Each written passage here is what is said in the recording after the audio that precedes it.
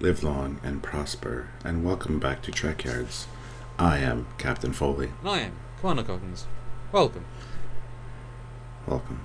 And today, we're going to be talking about a brand new ship! Yes! Oh my god, emotions. They overtook me. We got a brand new Vulcan ship. Samuel, I know you're excited. Don't even try to do the stone-faced Vulcan routine. We got a new Vulcan ship, Samuel. I am beyond thrilled. I can tell. The design is such that it makes my heart soar to the heights never before seen. Wow, that outburst from you was... How dare you? You're acting like a child. Samuel, your emotions are running away with you. Well, let me turn off the emotion chip that makes me Vulcan and just go back to classic human then. Hello! Yes! We did get a new ship. Sort of. It is, but is it? We have thoughts. Well, it's not a Trekyard. It's not. Although, did people say in your live, your first reaction, it's a Trekyard? And you're like... No. One comment was, well, this couldn't possibly be Trekyard. Yes. You're absolutely right. You're right. It's not. Yeah. Yeah, post TNG Vulcan ship. Now we did get the Vulcan shuttle, not to be confused with the Vulcan shuttle from TNP. We got Vulcan, let's say Vulcan transport ship, similar design but different. And I'm glad to see that this isn't just an upscale. That good, brand new ship. Real surprised to see it. They weren't hesitant to show it.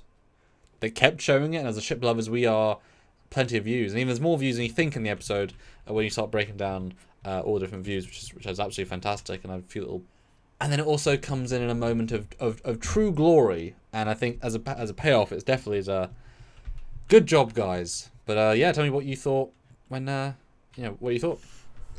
I was so impressed. I mean, I love the angles on it. It's lost the curviness that we saw of Vulcan ships in Enterprise. Like, everything was rounded and had like a, this one had like harsh boom, boom, boom, boom, boom, and it looked really good. I'm not a fan of warp ring ships, as you know. I was super stoked to see this, and the fact that it looked like a new updated version was fantastic. So I was super pleased to see it, and to see, like you said, so many angles of it. Like, they didn't show it once in warp. Like, Discovery might have, although Discovery doesn't do warp shots, but we saw it in all its glorious detail many, many times from many, many angles, and I thought that was fantastic. It's exactly what you think it should be, which is great. In the last few years, we've had decisions made that don't quite reflect what the logical progression would be. And while arguably it's odd for the Vulcans to maintain their art design for another 250 years since Enterprise. It's logical, though. If it's not broken, don't fix it. It's just like the Klingons. They do the same thing. Hey, there you go. Counter in itself. Yeah, they had Bird of Preys and D4s, and now they had Bird of Preys and Katingas. So yeah, certainly already there's a counter to that. But what's nice about the Vulcans, you do get a sense for them as a generality of race. Like I say, if it's not broken, don't fix it. The ring is their thing, and so if the ring is their baseline, all I do is keep tweaking and building new shapes within that for the functions they need, and this is a different shape.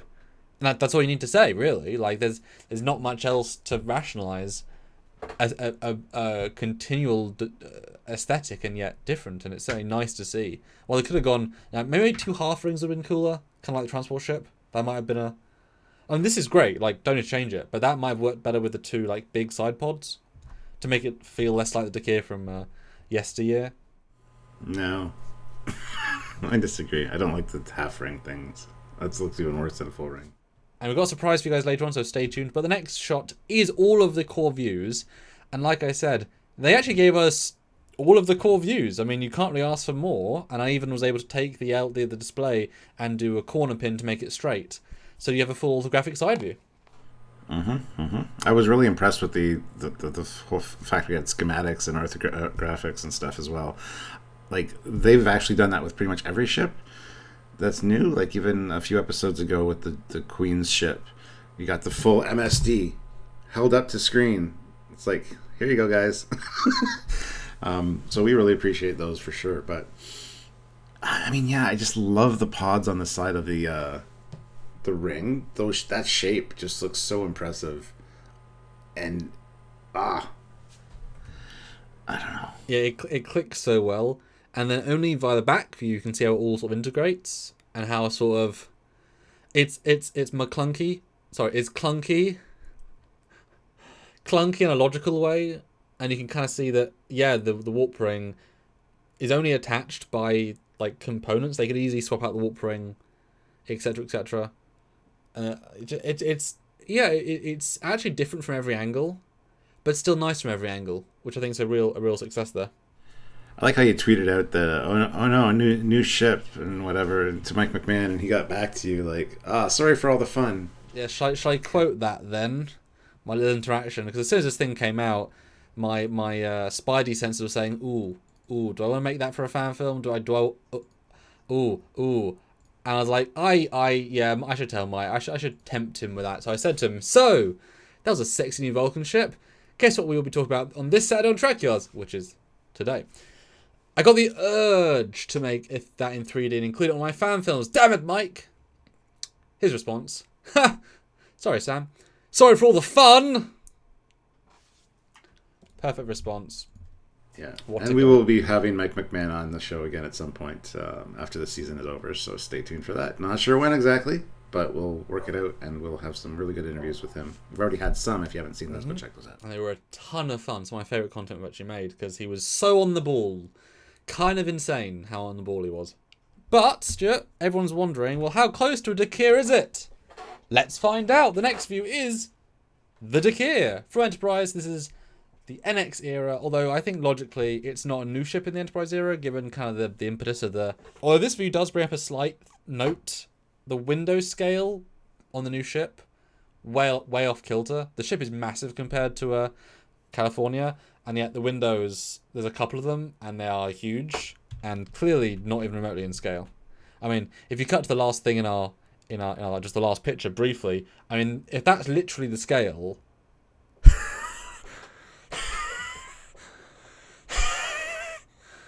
And because Therese is bigger than you think, it's actually annoyingly big. This thing is like a super carrier, and so the windows are literally the size of almost the Bassard. So they're not windows, but they are window plates. So let's jump back to keep on that comparison. So take the window scale kind of out of it, because they aren't windows, even though they're meant to be windows. But anyway, so what do you think? Compare them side by side. And it's good to actually see them side by side now, because my suspicions were correct. The one thing I didn't like about the Enterprise era Vulcan ships was just the roundness of them all. Like, yeah, the warp ring bothers me as a whole, but everything else was rounded too. Here you got that. I like the more harsh lines on the new one. It just feels a lot better. I was going to say that it feels like there might be less internal volume because of the secure rings with the wind, or the thing that holds the ring on has the like windows in it. However, it being upscaled, it's going to have a lot more room anyways. But no, I think it's literally the next generation of Vulcan design. It's the progression, and it works so well.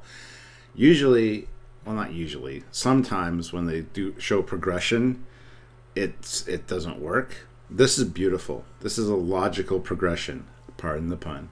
You got the warp ring, and then you got the back of the main hull, which is kind of like a split.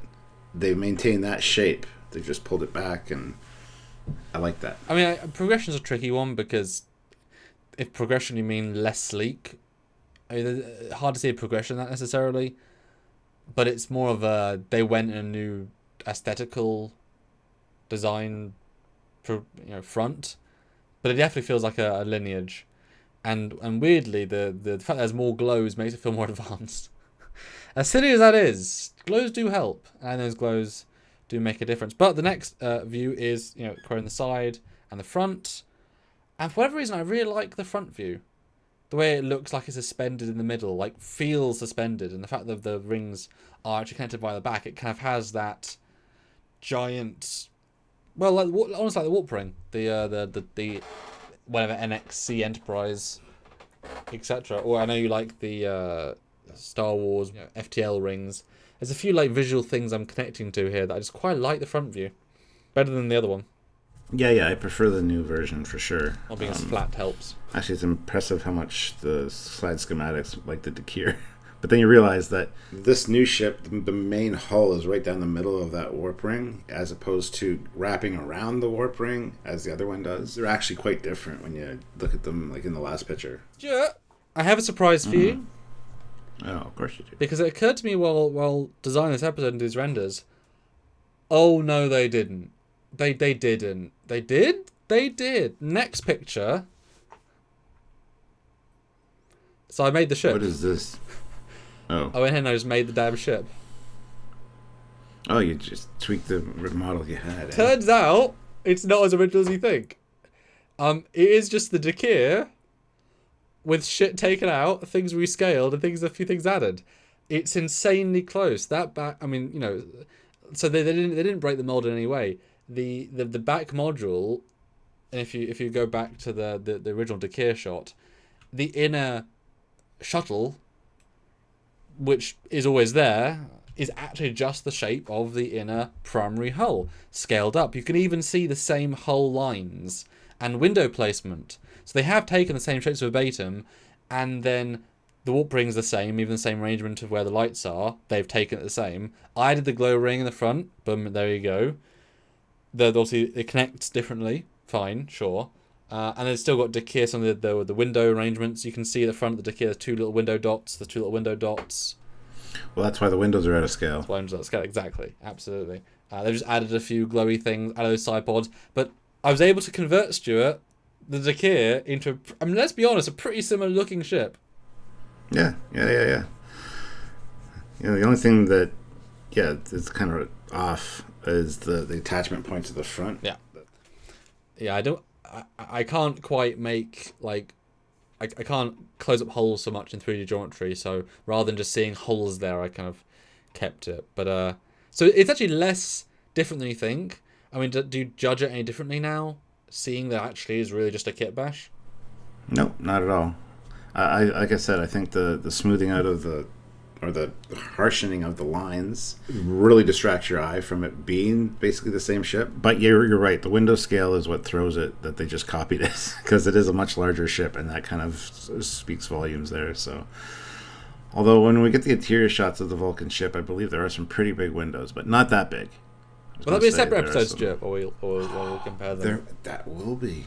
But if you're the next view, you can see again a front and a side. It's weird, isn't it? It didn't take very much. Like, you can even see how the side does go in. You have to take out a few shapes. They've just cut it up. They've just cut up the ship into like 6 segments, rearranged things, rescaled them. I do really like the fact that there's like no hull in the middle, the negative space. I'm not sure why, but it kind of gives it a depth in certain frames, and the point at the bottom. So it has a lot of good stuff going for it. But no, it's done well. It's, again, progression-wise, it's logical. It's exactly how the Vulcans would do things, I think. You know, this shape has worked for years. Let's just... The next generation, like you said. Yep. Yeah. I got a bit carried away with, oh wait, it's that similar. Because when you start breaking down the 3D model, like, that's the same angle. Exact same angle. Cheeky feckers, as one agent said. But let's just go through some other shots. At warp, great side and view. That's the classic warp streaks. Love that. No warp hyperspace tunnel. This one I think is deceptive though, how sleek it is. This makes it feel a lot smaller and a lot sharper, but the other views don't necessarily correspond to that. Yeah. And we know it's a lot bigger than the Cerritos, because there's a shot where basically it comes swooping in, and yeah. And also here, they haven't got the forward ring active, whereas other views there are. But also there's cutouts in the ring, which I didn't notice in other views. Little grooves, which makes it a bit more detailed. And also the last picture was, I mean... Oh, it's a beautiful shot, though. It is. It looks like a dragon to me, Stuart. Like an elegant red dragon with a head and little neck fins and... God. Yeah, absolutely. I can see that, yeah. I still don't necessarily understand the negative space, because there is hull at the top. But I like it. I'm just confused by it. Well, if you like it, then you should have put a ring on it. Oh, wait a minute. They already did. I can't wait to get this as an Eagle Moss ship. Yeah. Yes, guys. Chop, chop. Or, build it in 3D for a fan film. Because that's the great thing about this. Now we know there are post-TNG capable Vulcan ships that are like able to go toe-to-toe. And so if I was to suddenly have this flying past frame... Yeah. But there's another ship I want to talk about at another point, though, Stuart. That Tobias Richter, our friend of the show, Tobias Richter, actually designed a Vulcan ship for a non-finished Star Trek game called Infinite Space. He did design a Vulcan ship for that, which is also somewhat similar. But once I'd found that it was so close to Trekyard, I kind of opted out of not showing that in this week's.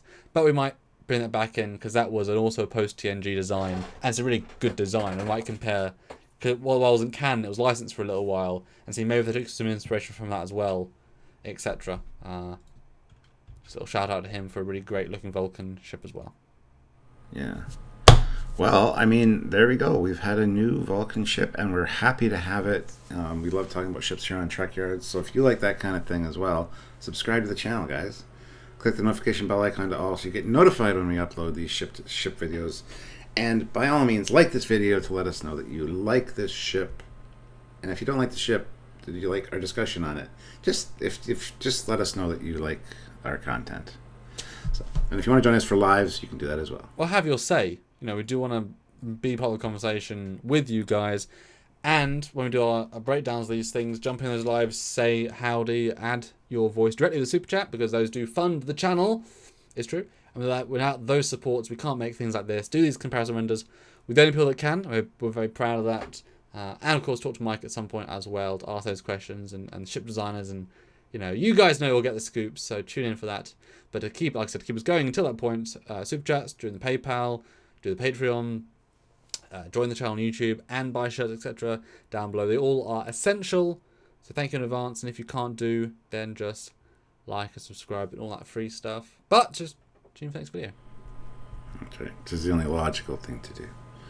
Speaking of, this was a very enjoyable conversation. Thank you very much, Truly Samuel, stimulating. for all your time and effort. Absolutely. Don't interrupt me. That was very rude, and it was very much outbursts from you lately. Am I to be demoted and moved to the Law Reloaded channel? Ooh. And on that note, I didn't know guys, which one I was going to say. I was so juice for. I was just like, it came out. Oh, he's going to hear about this, Yes. and now I'm going to start a war. Oh. Thank you guys for watching. Until next time, I'm Captain Foley. I'm Connor Kongs. Bye, guys. Live long and prosper, guys.